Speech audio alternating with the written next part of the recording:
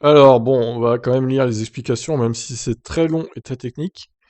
Voyons pourquoi donc la FIA a disqualifié Lewis Hamilton. Donc je vous préviens, vous risquez de pas tout comprendre, parce que c'est très technique là. Et moi-même, j'avoue qu'il y a des trucs qui m'échappent. Donc le concurrent a affirmé que le design de la pièce est destiné à respecter la réglementation. Donc Mercedes a affirmé ça. Il était clair que les commissaires... Il était clair pour les commissaires que le mouvement supplémentaire était dû à un jeu supplémentaire, soit sur l'actionnaire du DRS ou les pivots à l'extrémité, soit à cause d'un autre défaut de mécanisme, soit à cause d'un assemblage incorrect des pièces. Les commissaires ont entendu à la fois de la part de l'équipe et de la FIA même que le même design a été testé à plusieurs reprises au cours de la saison et qu'il a toujours passé les tests. En outre, la FIA a examiné la conception de la zone de la voiture en question et est convaincu que la conception répond à l'intention du règlement. Les commissaires n'ont pas jugé le problème volontaire. Ça, c'est bien de préciser parce qu'il y en a qui hurlent dans les commentaires de la précédente vidéo, ah, ils ont triché, bien fait pour leur gueule, etc. Donc voilà, là, c'est clair qu'ils n'ont pas fait exprès. Ils sont plus malins que ça, hein, les gars, Mercedes. Hein. Ils seraient pas fait avoir comme ça en voulant tricher, hein, c'est évident. Donc les commissaires n'ont pas jugé le problème volontaire, mais néanmoins bien présent, les commissaires jugent que l'échec du test n'indique pas une intention de dépasser la limite maximale, que ce soit pour l'action ou par la conception.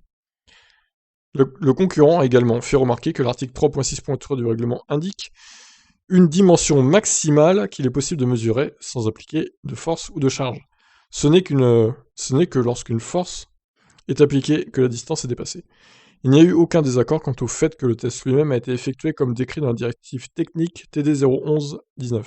Les écarts ont été mesurés et les commissaires ont été convaincus qu'ils étaient corrects. Mercedes a essayé de juger que le W12 était conforme au règlement, puisque la mesure du DRS en position ouverte était une directive technique et non un point de règlement. Mais l'écart minimal dépend bien du règlement, et non de la directive technique. On s'y perd, hein. Cet administratif là, la FIA complètement absurde. Le concurrent, donc Mercedes, affirme que sa voiture était conforme au règlement en position statique, et qu'elle est donc conforme au règlement. La FIA soutient bien qu'elle ne soit pas dans le règlement, la directive technique décrit la procédure de test afin que les concurrents puissent concevoir des voitures conformes au règlement.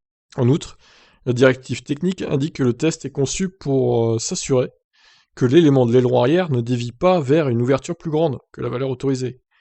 Les commissaires sont d'avis que bien que la directive ne soit pas en soi un règlement, elle est acceptée en tant qu'élément de base de la réglementation. Les directives sont acceptées comme la méthode sur laquelle les équipes peuvent se baser, et dans ce cas, le test effectué était conforme à la directive technique et à ses objectifs légitimes. Les commissaires expliquent la manière dont le test est effectué et aussi de la manière dont il a été raté par la W12 du statut champion. Le fait que l'aileron ne soit pas résistant de manière constante sur toute sa largeur peut être la preuve que les pièces fatiguent en cette fin de saison, alors que le plafond budgétaire empêche d'en installer de nouvelles à toutes les courses. C'est quand même étonnant, hein. Quand le DRS est activé, relevant l'élément supérieur de l'aileron dans une position plus plate, l'écart doit se situer entre 10 mm et 85 mm. L'écart max est mesuré en accord avec la directive technique en poussant un élément de mesure de 85 mm contre cet écart avec une charge max de 10 Nm. Si l'élément de mesure passe entre les deux, la voiture échoue au test. Dans ce cas, l'élément ne passait pas dans la section centrale de l'aileron, mais l'a fait sur l'extérieur. Le test a été répété 4 fois avec 2 éléments de mesure, une fois en présence des commissaires et des représentants du compétiteur, donc Mercedes. Une partie de l'aileron était conforme au centre de l'ensemble, et Mercedes a essayé de prouver l'aspect involontaire du problème. Mais de nouveau, le règlement prévoit toujours une disqualification en cas d'infraction technique. Donc en fait, c'est les côtés de l'aileron qui ont échoué au test, si je comprends bien, qui étaient plus élevés que le centre. L'écart était plus grand sur les côtés qu'au centre. Mais c'est de la folie, enfin pourquoi, en fait? Ça n'a aucun sens. Le concurrent a estimé que le fait que la voiture ait passé le test dans la section centrale de l'aileron est une circonstance atténuante, montrant qu'il n'y avait pas d'intention d'enfreindre le règlement. Oui, s'ils avaient voulu tricher, toute la zone de l'aileron, en fait, n'aurait pas passé le test comme il faut. Même le centre.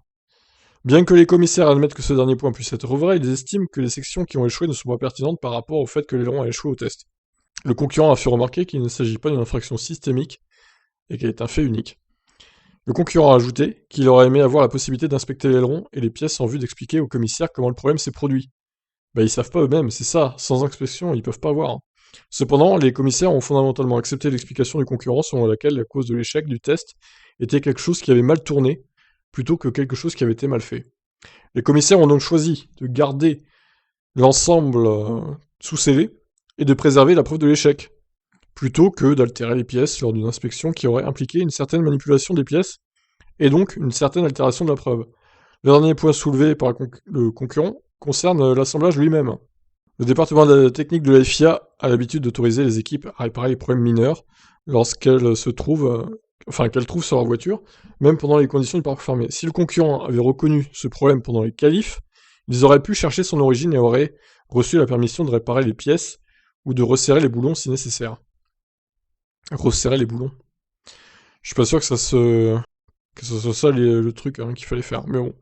Les commissaires ont été sensibles à cet argument, c'est souvent une circonstance atténuante dans le cas de dommages causés par un accident. Toutefois, les commissaires n'ont pas pu étendre cet argument aux pièces qui ont été jugées non conformes lors des contrôles d'après-séance, sans qu'aucune raison évidente, autre que la prise en compte d'une course normale lors de cet événement.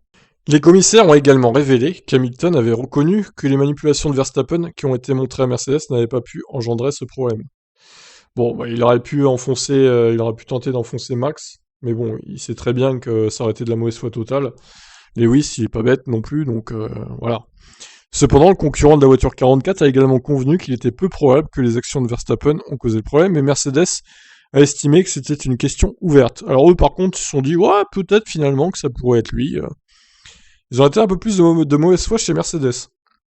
Les commissaires ont cependant été pleinement satisfaits, ayant examiné en détail l'ensemble de la preuve concernant l'incident, qu'elle n'a aucune incidence sur la présente affaire. Finalement, par conséquent, les commissaires sportifs décident que la voiture 44 a échoué au test indiqué dans la directive technique, et donc en infraction avec l'article 3.6.3 du règlement technique de la FIA. Alors on arrive sur la fin. Les commissaires sportifs conviennent avec le concurrent que c'est quelque chose qui a mal tourné, plutôt qu'un acte ou un dessin intentionnel, mais qu'il n'y a pas eu de circonstances atténuantes. De plus, l'article 1.3.3 du Code sportif international stipule que cela ne constitue pas une défense que prétendre qu'aucun avantage de performance a été obtenu. Ce qui est, je pense, faux. Clairement, ça a dû faire gagner 2-3 dixièmes, je pense, en ligne droite. Il avait entre 5 et 6 km/h apparemment, par rapport à Bottas. Donc ça peut quand même faire gagner un peu de temps sur la ligne droite. Par conséquent, les commissaires ordonnent la sanction d'usage pour non-conformité technique, la disqualification de la séance de qualif. Il est rappelé aux concurrents qu'ils ont le droit de faire appel de certaines décisions des commissaires sportifs, conformément à l'article 15 du Code sportif international de la FIA, et chapitre 4 des règles judiciaires et disciplinaires de la FIA, dans les délais applicables. Alors du coup, les délais applicables, c'est avant 20h30 les gars, parce que ça sert à rien de faire appel après. La sanction a déjà été prononcée sur le circuit, c'est-à-dire partir dernier. S'ils font appel, par contre, avant la course sprint, ça voudrait dire qu'Hamilton partirait quand même premier. Et ça remettrait le jugement à plusieurs semaines après, quoi, au conseil de la FIA ou je ne sais quoi.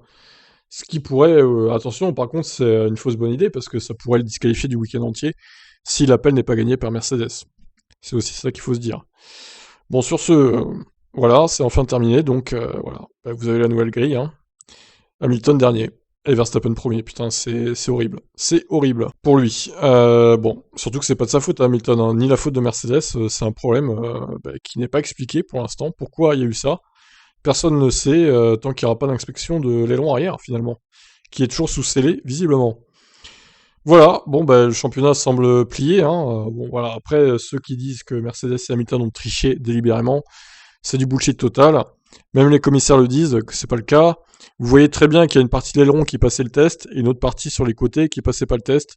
Donc si vraiment ça avait été de la triche, aucune partie de l'aileron n'aurait passé le test. Ça me paraît évident.